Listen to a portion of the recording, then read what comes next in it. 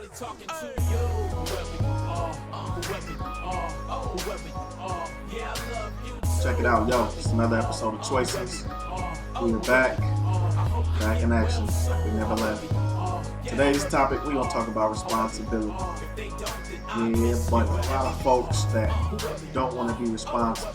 My teens, a lot of y'all don't want to be responsible, but you want to be responsible. You want to pick and choose where you're responsible. Having responsibility is the state of being accountable for what's in your power, your control, and your management. So, you guys want the doors to be open to be more responsible, to do stuff like go to parties and get cars and be able to drive and all of those type of things, right? And I think a lot of times you guys don't factor in what else comes along with that responsibility, right? So it's not just getting a car, right? When it's time to drive, it's not just getting a car. It's how are you going to pay for the car if the car needs to be paid for?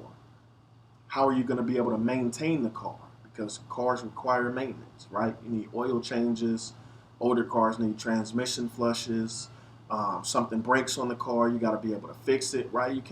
Your plan can't always be to look at mom and dad to make it happen, grandma and grandpa to make it happen, for uncle and auntie to make it happen, right? You want to be responsible, then you have to take control and be accountable for what you are able to manage and what's in your control. So, how's gas going to get put in the car? Cars have to be insured, especially in the state of California. Cars got to be insured. How's that getting paid for? So, just getting a car is only half the battle. Then you got to meet those other responsibilities, right?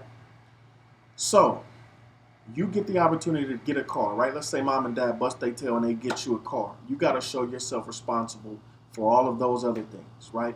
You got to show yourself responsible for the responsible person develops a plan before they even ask for the car, right? And look, I'm sharing this with you. This is not something that I did when I was your age and I was getting ready to get a car because I didn't know. Nobody told me. Now that I know this, it would be haterish of me to not tell you what I know. So I'm telling you what I know. So, mom and dad gonna get you a car. You gotta be responsible to make sure you can put gas in it. Make sure you know how the insurance is gonna be paid on it, right? Maybe right out the gate, mom and dad gonna give you gas money. They gonna give you insurance money. Man, if so, you blessed. Oh yeah, you blessed. Then, in addition to gas and insurance, you got to be able to put a couple dollars up if something happens to the car, something goes wrong, something breaks, something malfunctions, to be able to fix it, right? So the responsible person starts to develop these things and plans for these things before they get the car. So part of your bargaining chip to go get the car is having these ducks lined up in a row already, right? So when you go to dad and say, Dad, I want to get a car, and whoopty. If your dad's anything like me, my kids come and talk to me about getting a car, right? My kids only 2 and 5, so I got a long way to go before. But I'm preparing them and I'm preparing myself for it already. So if they come up to you talking about that they want a car, right? Or you go up to your parents talking about you want a car, I'm almost certain, and I'm telling you, I'm giving you game. Parents probably gonna look at me a little crazy because I'm giving y'all some game. I'm giving y'all game. Or parents might look at me and be like, that young dude is helping us out because he's whipping our teens into shape. But the game is this: you already have plans for these things, and your plan can't be, Mom, Dad, y'all gonna take care of this, right? Your plan could be something like, Dad, I was thinking, for the first 3 to 6 months that you could help me out in these areas, and then I'll go get a job, right? Or I'll develop a business that I can generate some money and start chipping away at these things, right? And your business might be mowing the lawn. It might be running through the neighborhood taking out trash. It might be taking an old lady down the street to the grocery store or her errands or whatever the case, right? It might be going out to get an actual job, right? There's nothing wrong. Go get you a job. It's all good. But if you have a plan developed and a plan to put in place in these efforts, that shows that you are responsible. So your parents are probably more inclined to trust you with getting you a car. And then once you start driving, right, because you don't just get the car and out the gate, you get to go hit the parties every Friday night. Not if your parents was like my parents. That didn't happen, right? I literally had a car for almost an entire year before I got to drive to school.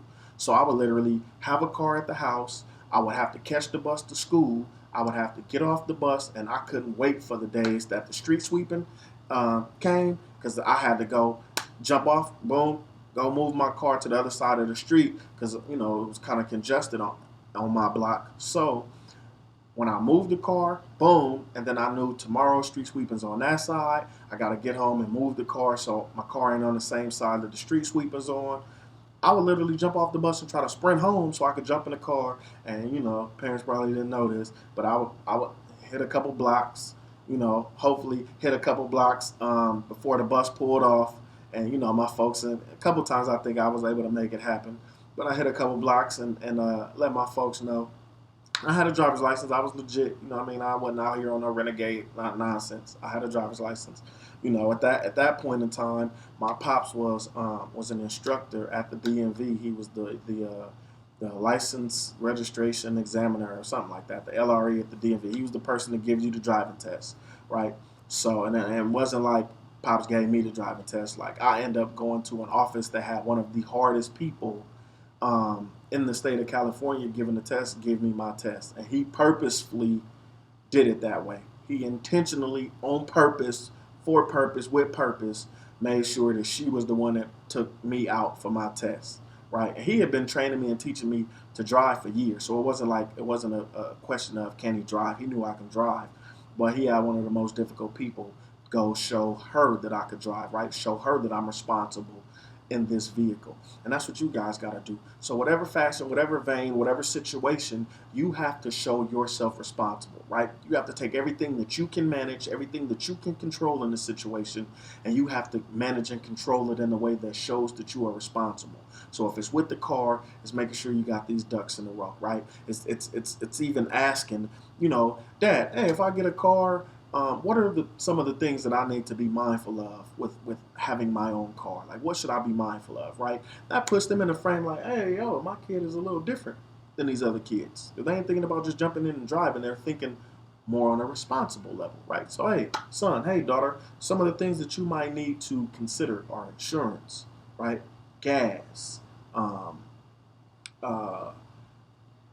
if you got to make a payment on the car, being able to make the payment, putting money aside for maintenance, right? Oil changes, tire rotations. Maybe you need a new tire.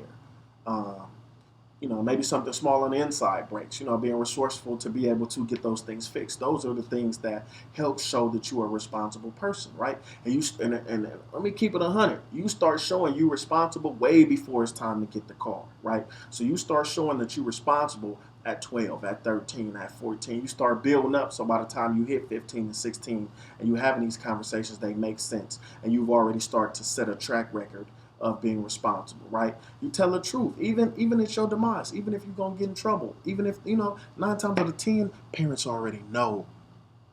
They already know. They ask you a question, they already know. They're just seeing if you're going to keep it 100 with them.